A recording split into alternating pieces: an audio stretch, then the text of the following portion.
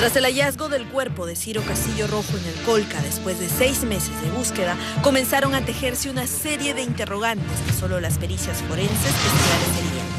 Hoy, a casi un año del rescate del universitario, la fiscal Rosario Lozada, quien asumió la investigación de su muerte, tiene la última palabra.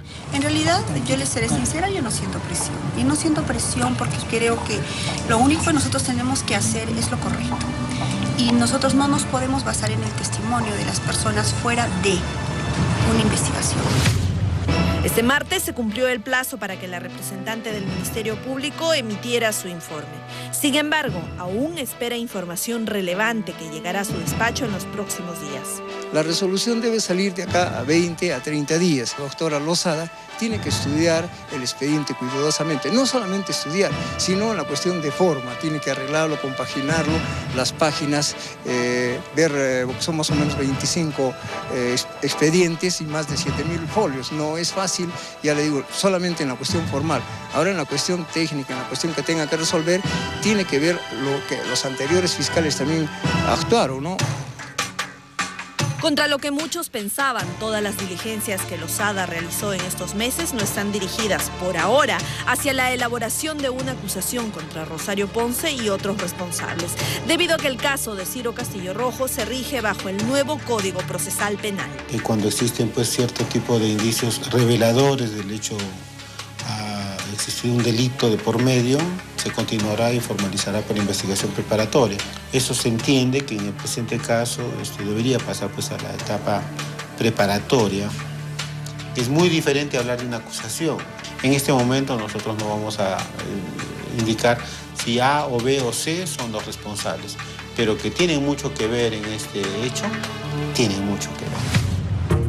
Entonces, Lozada tiene 30 días para discernir si la muerte de Ciro fue un homicidio o si hubo abandono de persona en peligro y así iniciar una investigación formalmente. Pero ¿qué hechos reveladores podría tener en cuenta la fiscal Lozada para pasar a la siguiente etapa?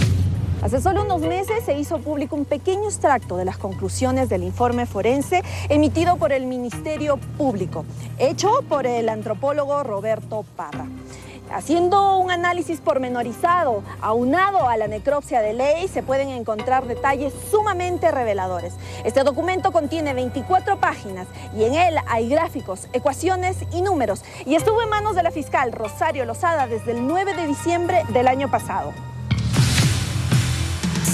La información científica de este documento enumera las lesiones óseas existentes en el cuerpo, que fue íntegramente radiografiado para identificar las zonas de exploración, procedimiento realizado previamente a cualquier manipulación. Luego, los médicos forenses analizaron fractura por fractura. Cuando una persona se fractura la segunda vértebra cervical, es porque se cae de cabeza. Se rompe la cabeza. Y si se cae de cabeza es porque alguien lo ha empujado.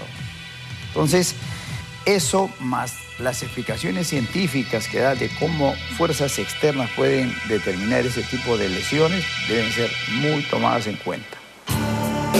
Roberto Parra, magíster y antropólogo forense, por entonces coordinador del equipo forense especializado del Instituto de Medicina Legal, empleó las características del cuerpo de Ciro, como peso total, peso del cráneo, impactos, rozamiento, entre otros, para desarrollar simulaciones, concluyendo que no se trató de una caída libre, sino de un derrapamiento abrupto.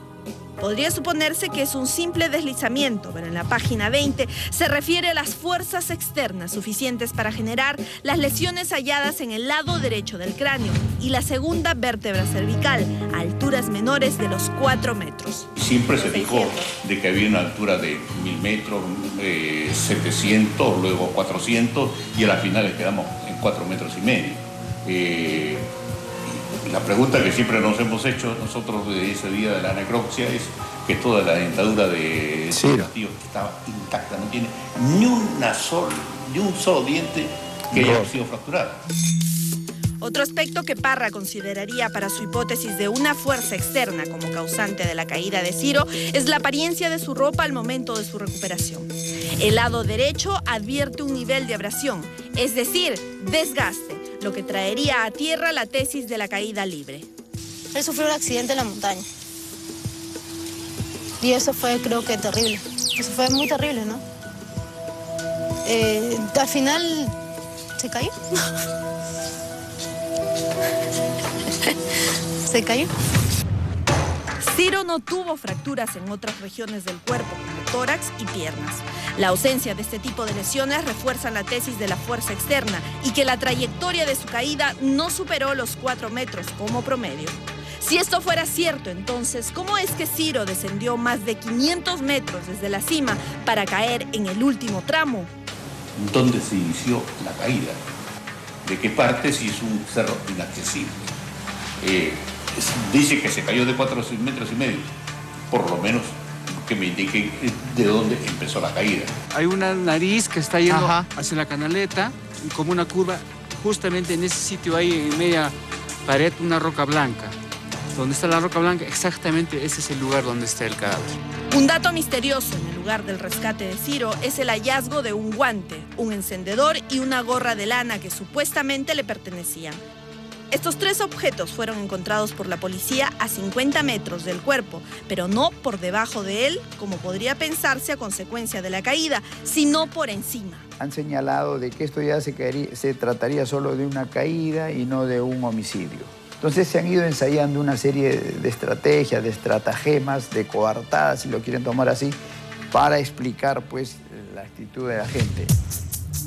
Si este hecho es extraño, los cabellos hallados en esa gorra lo son aún más. Existen pues cabellos que no le pertenecen ni a Rosario ni a Ciro. Entonces puede haber habido algún tipo de manipulación de ciertas otras personas de estos prendas. Toda clase de defensa tiene que agarrarse en algo, ¿no? Pues inclusive a veces de cosas fantasiosas, cosas hipotéticas, pero al fin y al cabo es la defensa, ¿no? Se han tomado muestras de cabello a todos los implicados. Policías, bomberos, comuneros, a Carlos Ponce, el tío de Rosario. En total son 25. Pero ¿qué pasaría si esos cabellos no coincidieran con ninguna de las muestras? Sencillamente la historia cobraría un giro aún más espeluznante. Hasta el momento solo se sabe que esos cabellos pertenecen a un hombre. Esta tal vez podría ser la pieza que demuestre la existencia de una tercera persona. Bueno, que parecería que de repente que un pelo, un cabello, una zapatilla que vimos, no, así nosotros somos objetivos. Los datos narrados esta noche son producto de la ciencia y la investigación. Con rigurosa agudeza, la fiscal deberá evaluarlos conjuntamente con aquella información brindada por testigos. No puedo aguantar eso. Ya no tomes flash, pues, te estoy diciendo, pues. A las pocas horas de su rescate, Rosario Ponce fue subida a un avión y trasladada a Lima. En el interior, el general Darío Hurtado, ex jefe de la aviación policial, conversó con ella, intentando obtener mayor información de la ruta que siguió junto a Ciro. Este es el desfiladero y este es el río. Así es, exacto. Aquí estábamos nosotros. Así es. Yo me fui para acá y él se fue para allá. Eso fue el día martes. Así es. O sea, pero te digo que ese camino, a unos 500, 600 metros más, termina. Entonces lo que he podido hacer es seguir subiendo el cerro, porque lo que hemos estado haciendo todo el camino, subiendo y bajando el cerro. Él llegado hasta el final, él ha tenido que trepar. Ha seguido trepando, porque es lo que hemos estado haciendo. El punto al que hace referencia Rosario es el que vemos en el gráfico. Aquí termina el camino y las mochilas de ambos fueron encontradas en este lugar. Desde ese punto hacia la montaña contigua donde Ciro cayó hay casi 200 metros de distancia, pero era imposible cruzarlos debido al inmenso desfiladero que los dividía. Los jóvenes debieron bordear el Bomboya para llegar al frente. El corredor que estamos subiendo, difícil, solamente con cuerdas. Ya estamos de ahí, ya hemos llegado. Ahí detrás de esa piedra está. Una nueva interrogante surge. ¿Ciro llegó hasta el otro lado solo o con Rosario? Ella ha asegurado hasta el cansancio que su ex enamorado partió a buscar las luces de Tapay, pero aún queda la duda si es que ella estuvo o no presente cuando el joven cayó al abismo. Estábamos hablando, eso sí hemos escuchado todos, no sé si ustedes también, que dijo de que ella sí estaba segura, bueno, hoy me dijo, ¿no?, que estaba segura que Ciro se haya caído en el lugar donde estaban sus mochilas. Que podía llevarnos. Ahí nos podía llevar, incluso puede estar lastimado con un brazo o con una pierna rota y es muy difícil de salir de ahí y que ahí sí necesita ayuda para sacarlo. Rosario Ponce fue encontrada después de 9 días de búsqueda, que implicó la movilización de tropas del Ejército y la Policía Nacional. Todo un despliegue que, según los informes de rutina, daban cuenta del esfuerzo que se hacía para peinar todo el Colca y encontrar a Ciro Castillo Rojo. Sin embargo, hay un testimonio clave que revela la participación e interés de personas ajenas a la unidad de alta montaña de la policía. Personas también que pertenecieron a la policía, y para ello el Ministerio Público cuenta con ciertas declaraciones, ya sea de bomberos y ya sea de cierto tipo de policías también que tienen cierto tipo de graduación, es decir, son oficiales con los que la doctora Lozada cuenta como para afianzar esta teoría y que creo que no puede pasar desapercibida. Jorge Zúñiga Guaita fue el capitán de la policía que sucedió en el cargo al mayor Robert Grandes. Con su testimonio, este oficial ha puesto en evidencia los entretelones del operativo de búsqueda. El coronel Luis Gárate Otero estaba interesado. Llamaba constantemente a la unidad y solicitaba información al suboficial Percy Coronel. ¿Quién es Luis Gárate? Según Zúñiga, es un oficial en retiro que fundó la unidad de alta montaña en Arequipa, amigo personal de Robert Grandes, con quien mantenía comunicación constante, y de Carlos Ponce, tío de Rosario, quien también es rescatista en Huaraz. Amistades muy oportunas, pero aquí no acaba la cosa. Gárate recibía mensajes vía correo electrónico desde el mail de la unidad policial, con información del caso, incluyendo fotografías tomadas el mismo día del levantamiento del cadáver en el Bomboya.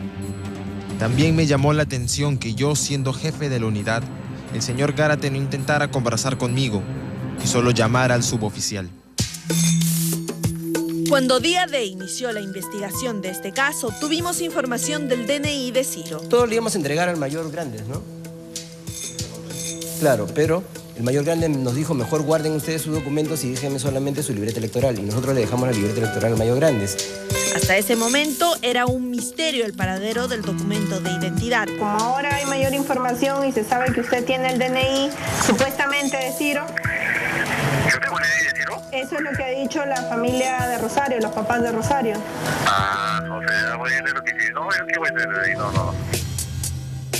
El capitán Zúñiga ha declarado ante la fiscal Lozada que la hermana de Rosario Ponce entregó el DNI al suboficial Osvaldo Guayasi. Y este, a su vez, lo puso a disposición de su jefe, el mayor Robert Grandes, quien días después le ordenó al superior Peter Ríos para que lo pusiera debajo de la puerta en la fiscalía. Entonces, ¿por qué una autoridad como Grandes ordenaría a su subalterno que abandonara el DNI de manera anónima? ¿Cuál era su intención? En la USAN de Arequipa nos informaron que Peter Ríos se encontraba en Chivay y fuimos a darle el encuentro. Pena, vengo buscando a Peter Ríos. Está en la ciudad de Arequipa. Me dijeron que estaba acá. Sí, ha bajado. No me recuerdo, tiene que bajar a la ciudad de Arequipa. Ah, ¿a cuándo ha bajado? Una madrugada.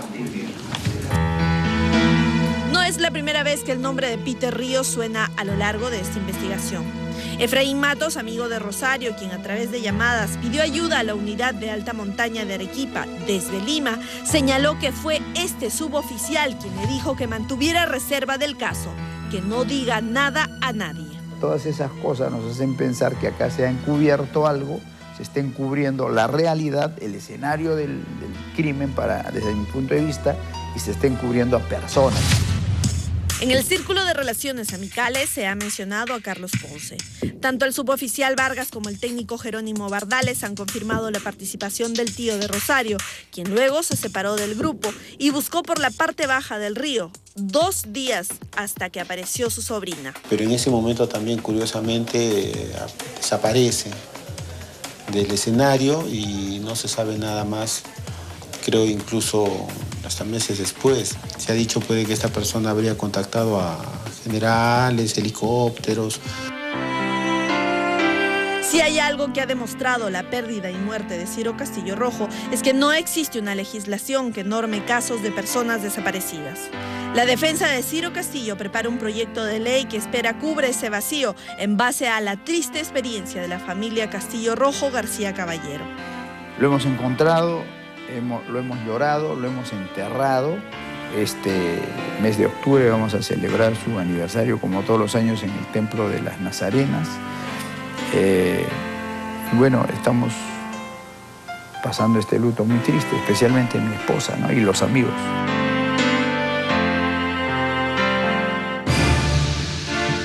Por ahora se sabe que la fiscal Lozada decidió refugiarse en algún lugar de Arequipa.